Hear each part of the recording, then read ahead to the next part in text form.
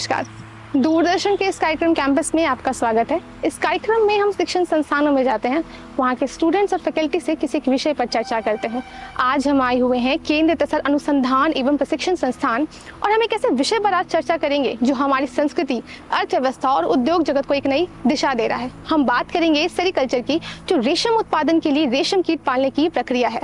रेशम केवल एक लग्जरी वस्त्र नहीं है, बल्कि यह लाखों किसानों और श्रमिकों के लिए रोजगार का साधन भी है। झारखंड के तसर रेशम ने न केवल स्थानीय अर्थव्यवस्था में सुधार लाया है, उसको मजबूत बनाया है, साथ ही यह ग्रामीण विकास और महिला सशक्तिकरण में भी महत्वपूर्ण योगदान दे रहा है। आज इस कार्यक्रम में हम सेरीकल्चर के विकास, इसके लाभ और इसकी चुनौतियों पर चर्चा करेंगे। तो आइए जानते हैं कि कैसे प्राचीन कला आधुनिक तकनीक के साथ मिलकर टेक्सटाइल इंडस्ट्री को और भी समृद्ध बना रहा है। तो चलिए हमारे साथ।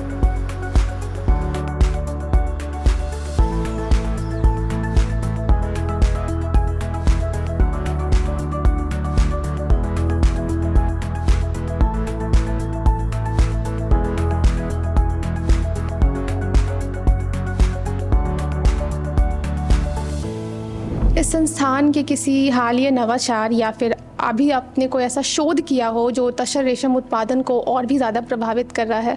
Actually, currently in this laboratory, we are working on disease monitoring and management project, and under this, what we do, we collect the data from various tussar growing areas, and with that data, we are going to develop a database by which we can find it out that in various areas what are the environmental conditions which are affecting these diseases, and what are the other factors by which this disease is being causing harm to the tussar silk. So these data we are collecting, and once we collect all the data, like what are the factors which are actually responsible for various diseases like pebrine, virosis, bacteriosis, mascaradine diseases. So with that we will develop a disease forecasting system, like which will help the farmers, even the scientists and even everybody to predict that if these are the conditions, then which are the various diseases which can infect the tussar cocoons. So we will be aware that okay, these are the conditions, then there must be a possibility of the mascaradine disease or bacteriosis or virosis, so we can prevent it from getting our cocoon to be lost in these diseases. और हमारा project यह है कि हम गांव में जाकर किसानों से उनके सदियों से चली आ रही पारंपरिक ज्ञान को डॉक्यूमेंट करते हैं। डॉक्यूमेंटेशन के बाद हम उन ज्ञान को इधर इंस्टीट्यूट में लाकर टेस्ट करते हैं। अगर उनका सेम रिज़ल्ट हमें आता है, तब हम उसको वैलिडेशन के बाद उस आईटीके को इंटीग्रेट करते हैं यहाँ पे जो एग्जिस्टिंग टेक्नोलॉजीज़ है। उसके बाद भी अगर हमें वही रिज़ल्ट आता है, तब हम उस टेक्नोलॉजी को फिर फार्मर्स में रिलीज़ करते हैं ताकि उनका आमदनी यानी कि इनकम बढ़ सके। यहाँ पे जो भी रिसर्च पेपर हो रहे हैं वो तसर सेरीकल्चर जो है उसको बढ़ावा देने के लिए हम यहाँ पे बहुत सारे रिसर्च चलते हैं। साथ में जो हम पीजीडीएस स्टूडेंट हैं वो उनको एक केस स्टडी मिला हुआ है, जो भी साइंटिस्ट हैं उनके अंडर में हम लोग प्रोजेक्ट को काम कर रहे हैं। तो पहले जो भी रिसर्च हो चुके हैं जिसमें योगदान रहा है सेरीकल्चर को बढ़ावा देने में, वो यहाँ का जो कुछ मेडिसिन्स हैं जो सेरीकल्चर में जो भी बीमारियां होती है या फिर यहाँ का जो प्रोडक्शन है उसको बढ़ाने में हेल्प करता है। अर्जुन और आसन के ट्री का जब प्रूनिंग करते हैं उसको हम लोग एज ए सब्स्टिट्यूट बनाने का कोशिश कर रहे हैं, जो कि एक सस्टेनेबल यहाँ पे यूज़ भी हो जाएगा इसका। और जो ऑलरेडी हम लोगों का प्रोजेक्ट चल रहा है, हमारे यहाँ साइंटिस्ट जो जेना सर हैं, उन्होंने फ़िश फीड बनाया हुआ है जो बाई प्रोडक्ट से प्रिपरेशन किया हुआ है, साथ में सेरिसीन पे भी काम किया जा रहा है। तो ये सब सारे पेपर्स हैं और रिसर्च एक्टिविटीज़ हैं जो हमारे सेरिकल्चर को बढ़ावा देगा। हम जिस प्रोजेक्ट में काम कर रहे हैं वो सेरिसिन के ऊपर है। सेरिसिन एक तरह का प्रोटीन है जो तसर सिल्क के कोकून वाटर में पाया जाता है। तसर का जो सिल्क बनाया जाता है उसमें बहुत सारे, उसके प्रिपरेशन में बहुत सारे वेस्ट मटेरियल निकलते हैं। उसमें से एक सबसे बड़ा और सबसे मेजर वेस्ट प्रोडक्ट जो होता है वो है कोकून का कुक्ड वाटर, जो कि मतलब कुकिंग करने के बाद लोग फेंक देते हैं। हमारे यहाँ जो डॉक्टर जना सर हैं उन्होंने क्या किया है, उस कोकून का कुक्ड वाटर को लेके उसमें से सेरिसिन और फाइब्रोइन 2 तरह के प्रोटीन होते हैं जो कि बायोमेडिकल और कॉस्मेटिक दोनों के ही यूज में आते हैं। तो इसका प्यूरिफिकेशन करके अब उसको प्रिपेयर कर रहे हैं। इसके लिए डॉक्टर जना ने एक प्यूरिफिकेशन सिस्टम भी बनाया है जिसमें सेरिसिन को प्यूरिफाई करके कॉन्सेंट्रेट करके उसको एज अ पाउडर बनाते हैं। और हमारा जो प्रोजेक्ट है वो उसी के लिए ही, जैसे कि जो हमारा मेजर एक डिजीज़ है डायबिटिक, जो कि आजकल बहुत कॉमन है, उसको उस पर कैसे काम किया जा सकता है सेरिसिन को लेके, उस पर हमारा ये प्रोजेक्ट है।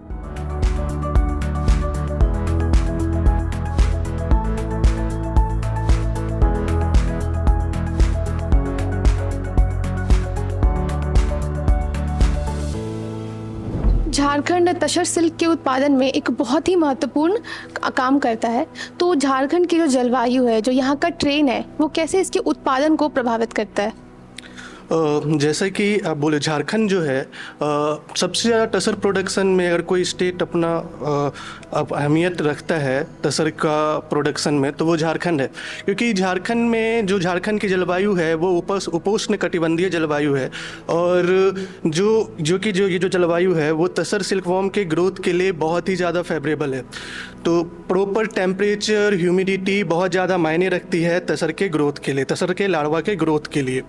और उसके अलावा जो है झारखंड जो है वो जंगल से घिरा हुआ राज्य है, बहुत सारे जंगल हैं यहाँ पे। और दूसरा पहाड़ी और पठारी इलाका है, जिस कारण से वाटर लॉगिंग यानी कि जल जमाव की समस्या नहीं होती है। जल जमाव की समस्या के कारण ह्यूमिडिटी बढ़ता है, और ह्यूमिडिटी बढ़ने के कारण तसर के कीट पालन में नुकसान होता है। ये हो गई बात। और दूसरी हमारी सबसे इम्पोर्टेंट बात ये है कि जो झारखंड के जो किसान हैं वो शुरू से ही तसर की खेती करते आ रहे हैं, तो वो इस मामले में तसर की खेती को लेके बहुत ज़्यादा सजग हैं, जागरूक हैं। और क्योंकि वो शुरू से करते आ रहे हैं, इस कारण से वो ज़्यादा इसमें उनका एक लगाव भी है, और वो इस बारे में अच्छी तरीके से जानकारी रखते हैं। झारखंड में तसर सिल्क की जो प्राचीन कला है या परंपरा है, उसको कैसे संरक्षित किया जा रहा है, बढ़ाया जा रहा है? क्या आप ऐसा कुछ उदाहरण बताएंगे जिससे ये उद्योग को और आगे बढ़ाने में मदद कर रहा है? मैं आपको बताना चाह रहा हूँ, देखिए झारखंड में हमारा जो है ये सेरिकल्चर का परंपरा, ये क्या है, पूर्वजों की देन है। मतलब एक टाइप से अगर सोचा जाए तो ये ग्रामीण के लोग जो है जिस प्रकार अपने पूर्वजों की देन से सीखे हुए हैं, अब तक वैसे ही करके आगे बढ़ रहे हैं। कृषि का बीमा जैसे होता है, तसर का बीमा नहीं होता है, जो सच्चाई है। तसर का भी बीमा होना चाहिए। सेरिकल्चर एक ऐसा कल्चर है जिसको कोई भी कर सकता है और बहुत अच्छी तरह से कर सकता है।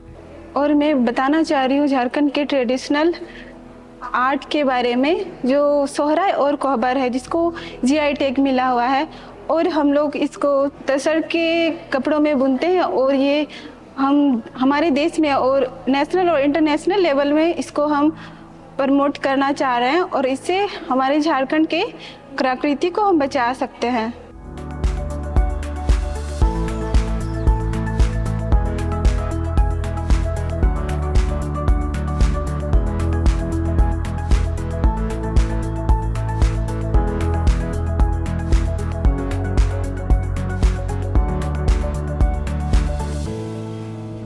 तसर रेशम स्थानीय और राष्ट्रीय अर्थव्यवस्था में कैसे योगदान दे रहा है? मेरा नाम स्तुति अनंत है, मैं यहाँ पे प्रोजेक्ट में काम कर रही हूँ। तसर रेशम स्थानीय लोगों को और राष्ट्रीय लोग में बहुत मददगार है।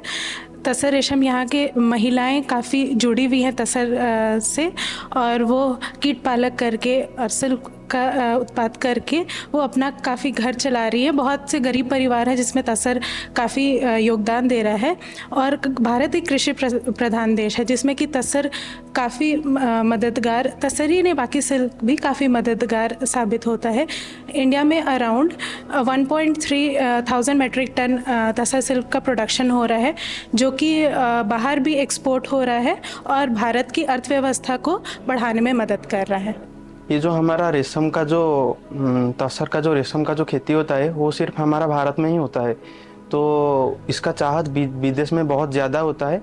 तो हम ये तसर का जो रेशम है उसको हम विदेश में बेच के बहुत सारा मुनाफा कमा रहे हैं अभी तक। तो इसको हम जो तसर का जो रेशम का जो धागा है उसको हम विदेश को एक्सपोर्ट करके हम हमारा अर्थव्यवस्था का जितना सारा प्रगति है बहुत सारा कमा सकते हैं।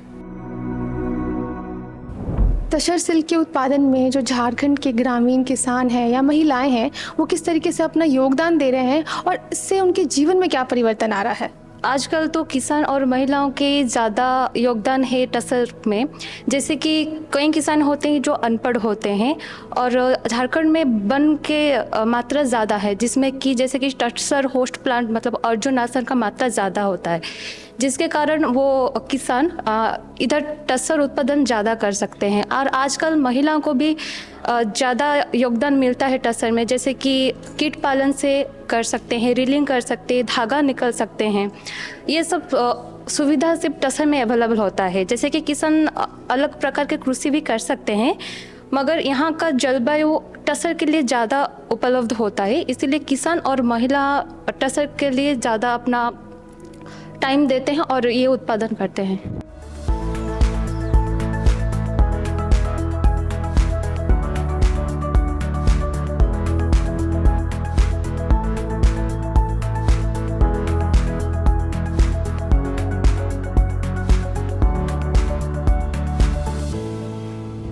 तसर रेशम उद्योग में युवाओं के लिए क्या अवसर है?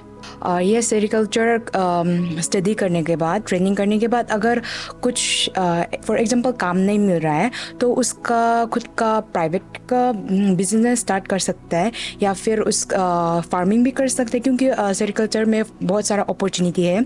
वो उसको फार्मिंग भी कर सकता है, उसका अगर नॉलेज है तो उसका टेक्सटाइल डिज़ाइन भी कर सकते हैं, वो मार्केटिंग में भी डेवलप हो सकता है, और उसका जो खुद का पर्सनल का बिजनेस है वो भी डेवलप कर सकता है। और इसमें अगर हम लोग ने सेरिकल्चर में ट्रेनिंग लिया है तो इसमें हम लोग के लिए मेरे हिसाब से लॉस नहीं है, हम लोग के लिए फ़ायदा ही फ़ायदा है, क्योंकि बाद में अगर गवर्नमेंट जॉब नहीं मिल रहा है तो ये सब अप्लाई कर सकते हैं। As a student, there are so many opportunities that we're getting in this field of sericulture. Here, we got the opportunity to get our diploma certificate. On top of that, we get hand-on-hand experiment. We get the opportunity for research, and also apart from this, as soon as we pass out from here, we get the opportunity to be in the field of private sector, government sector as an officer, in the field of private sector as a manager. There are so many opportunities, not only these, but in the field of agribusiness. All the youths, there are so many opportunities in this field of sericulture. For the youngsters, for the youths, those who are very much confused, for the career, you can directly go for sericulture. It'll be a secure job.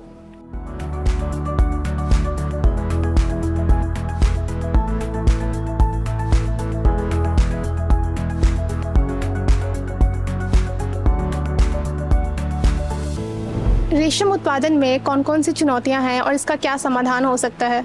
रेशम उत्पादन में मौसम की अनियमितता है बहुत ज़्यादा, जिसके कारण वेदर का बहुत ज़्यादा फ्लक्चुएशन होता है, जिसके कारण कीट पेस्ट प्रेडेटर्स का अटैक होता है, जिसके कारण हमारा उत्पादन बहुत ही ये होता है, जिसके निवारण के लिए हमें वैज्ञानिक पद्धति को ये लिया जाता है। और मौसम को कंट्रोल तो हम नहीं कर सकते हैं, इसलिए हम लोग का बहुत ज़्यादा क्रॉप का नुकसान होता है। तसर सिल्क के उत्पादन के भविष्य पर आप अपनी कुछ राय व्यक्त करेंगे? Sure.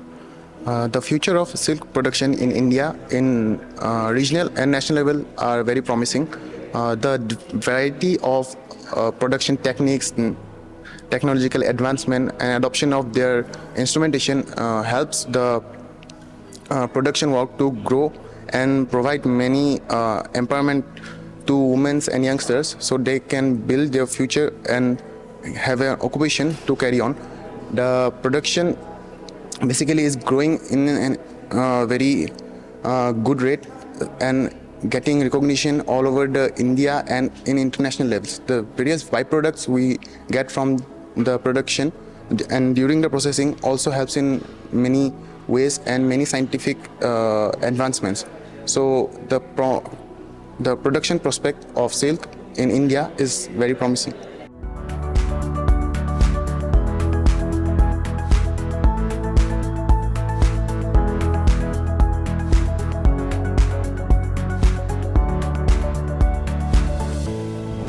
ऊंचा नीचा पहाड़ पर्वत नदी नाला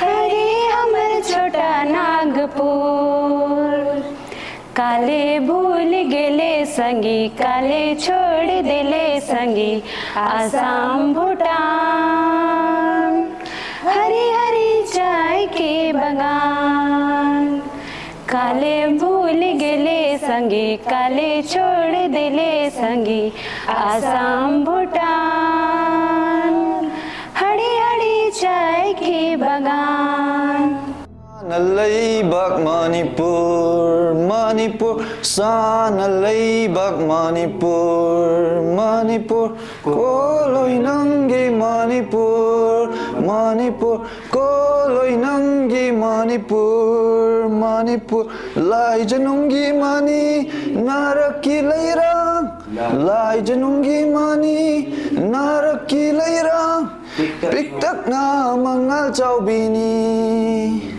Piktak na mangal chau bini Sanalaybak Manipur, Manipur, Sanalaybak Manipur, Manipur. तसर संस्थान में हमने विद्यार्थियों से सेरिकल्चर से संबंधित कई सारी जानकारियां हासिल की। उन्होंने बताया कि किस तरीके से जो ग्रामीण किसान हैं और जो महिलाएं हैं वे अपना योगदान इसमें दे ही रहे हैं और उससे उनकी आजीविका कितनी ज़्यादा मजबूत हो रही है। उसके साथ ही हमने ये भी जाना कि जो सेरिकल्चर है वो किस प्रकार से अर्थव्यवस्था में एक महत्वपूर्ण भूमिका निभा रहा है। अब चलिए यहाँ के प्रशिक्षकों से हम सेरिकल्चर से संबंधित कुछ सवाल जवाब करते हैं, उनके विचारों को जानते हैं।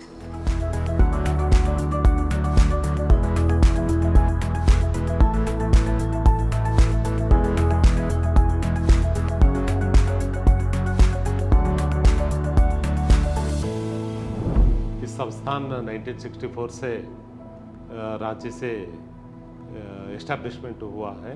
ये केवल तसार दुनिया में सेंट्रल इंडिया में ही होता है। झारखंड का रेशम का एक अलग क्वालिटी है और पहचान भी है और तसार के लिए हमारा सरकार जो भी नीतियाँ बनाया है और इसके माध्यम से और हम लोग आगे बढ़ने का बहुत स्कोप है। मीन्स ट्राइबल जो सेक्टर में जो इंडस्ट्री में काम कर रहा है उसको एंटरप्रेन्योरशिप तक लेके जाने के लिए हम लोग आगे आने वाले साल में काम करेंगे। जब तक हम 2047 का यही विजन रखा है, जो ग्रामीण स्तर का लोग हैं they should become as entrepreneur in tasar industry. जैसा कि आप जानते हैं कि तसर रेशम उद्योग एक बहुत ही रोजगार परक उद्योग है जिसमें पूरे देश में लगभग 3.5 लाख लोग जुड़े हुए हैं। झारखंड में लगभग 2,22,000 लोग जुड़े हैं। तो इसमें अगर आप देखेंगे कि रोजगार की अपार संभावनाएं हैं। शुरुआत में कोई भी व्यक्ति इसमें नर्सरी की टेक्निक से जोड़ करके लाभ कमा सकते हैं, जिसमें नर्सरी का उत्पादन करके वो 30 से 40 हज़ार रुपया आसानी से कमा सकते हैं। तो अगर पूरे तसर उद्योग को देखा जाए तो एक रोजगार परक है और साथ ही साथ इस क्षेत्र में शोध की अपार संभावनाएं हैं। जैसे हमारा संस्थान तसर रेशम उद्योग के क्षेत्र में जो कार्य कर रहा है उसमें कैसे कीड़ों को बीमारियों से बचाया जाए और कैसे हम कीट पालन प्रक्षेत्र में किसानों के लिए अधिक से अधिक उत्पादन कर सके, इस पे शोध का कार्य हमारा संस्थान करता है और आने वाले दिनों में जो हमारी टेक्नोलॉजी संस्थान के द्वारा डेवलप है इसको किसानों को पहुंचा करके शोध गतिविधियों को विस्तार गतिविधियों में कन्वर्ट करके अधिक से अधिक किसानों को लाभ पहुंचाया जा रहा है। यही इस तसर रेशम के रोजगार परक उद्योग और शोध की संभावनाओं के विषय में जानकारी है। मैं बताऊंगा जो झारखंड तसर प्रोडक्शन में प्रथम स्थान किया है और उसी जो प्रोडक्शन है पर्टिकुलरली जो हमारा महिला किसान है और किसान भाइयों का योगदान महत्वपूर्ण है। अगर देखा जाए तो ये महिला किसान उसमें पर्टिकुलरली हमारा जो रियरिंग में भागीदारी लेते हैं, रियरिंग का मतलब कीट पालन से लेकर कोकून प्रोडक्शन तक। अगर कोकून प्रोडक्शन होने के बाद उसमें जो धागाकरण प्रक्रिया है उसी में भी ये लोग बढ़ चढ़ के भागदान देते हैं। उसके द्वारा उनका जो आर्थिक अवस्था है उसमें सुधार आ रहा है, ये सशक्तिकरण बन रहा है। ये सशक्तिकरण नहीं बन रहा है, उसके साथ साथ उनका आत्मविश्वास भी बढ़ रहा है, या द्वारा रोजगार भी पैदा होता है। ये तसर सिल्क जो तसर सेरिकल्चर है उनके लिए एक प्रतीक बन गया है। उसके आधार द्वारा उनका जो रोजगार पैदा होता है और जो हमारा जो पारंपरिक जो कला है ये भी संरक्षण हो रहा है जो पीढ़ी टू पीढ़ी। उसके साथ साथ जो बनने का जो तसर रस्म के लिए जो पेड़ पौधा है उसका भी ये लोग संरक्षण कर रहा है।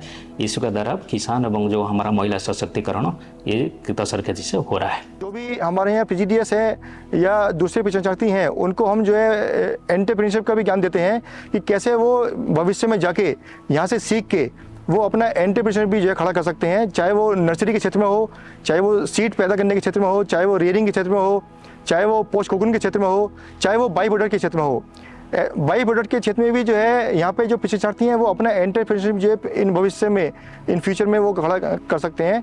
इसके अलावा हमारे यहाँ कुछ प्रोजेक्ट स्टूडेंट भी आते हैं विभिन्न इंस्टीट्यूट से, कॉलेज से, जो MSc वाले होते हैं, कुछ BSc वाले होते हैं। उनको भी हम लोग जो है 3 महीने का, 6 महीने का, कोई 12 महीने का प्रशिक्षण यहाँ से प्राप्त करता है और वो लोग भी जो है आने यहाँ से जाने के बाद अपना उच्च जो पढ़ाई लिखाई करते हैं और यूनिवर्सिटी में पढ़ाई लिखाई करते हैं और सेरिकल्चर यहाँ से सीखने के बाद टसर वाला वो आगे जो है अपना रोजगार का अवसर खोजते हैं। और इवन हमारे यहाँ से कुछ जो PGDS हैं वो यहाँ से वैज्ञानिक भी अपॉइंट हुए हैं जो कि वास्तव में जो टसर कल्चर है ये यदि यहाँ से जो लोग सीख के जाते हैं वो अपने रोजगार में जो है उसको जो है बढ़ावा दे सकते हैं।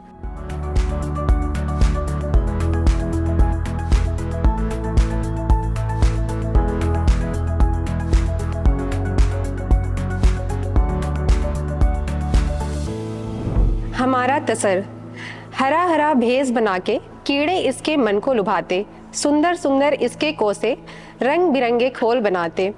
तसर सबसे प्रिय हमको, तसर के ही हम गुन गाते, किया इसने कितनों को आत्मनिर्भर, तसर हमारा सबसे ऊपर। तसर ईरी मुगा मलबरी देती हमको धागे सुनहरी, धागे इसके बहुत मजबूत, धागे इसके बहुत खूब देते हमको वस्त्र मजबूत। हमको है इसकी मान बढ़ाना, तसर की है नई पहचान बनाना। रेशम ने दी है हर घर रोजगार, रेशम का हर पर्व है त्यौहार। किसानों से ही है रेशम की हस्ती, रेशम है हर वैज्ञानिक में बस्ती। रेशम के है कई रूप अनेक, पर तसर हमारा लाखों में एक। आज हमने सेरिकल्चर के महत्व, इसके तकनीक और विद्यार्थियों और शिक्षकों के दृष्टिकोण पर चर्चा की। यह स्पष्ट है कि सेरिकल्चर केवल आर्थिक समृद्धि नहीं लाता है, बल्कि यह विज्ञान और प्रौद्योगिकी के माध्यम से समाज को सशक्त बनाने का कार्य भी करता है। यदि उचित प्रबंधन और नवाचार लागू किए गए तो यह क्षेत्र विकास के कई सारी संभावनाएं पेश कर सकता है। इसलिए सेरिकल्चर केवल एक उद्योग नहीं है, यह समाज और अर्थव्यवस्था के लिए एक महत्वपूर्ण योगदान है। इसी के साथ हमें दीजिए इजाज़त, हम फिर मिलेंगे आपसे कैंपस प्रोग्राम के अगले अंक में। तब तक के लिए जोहार।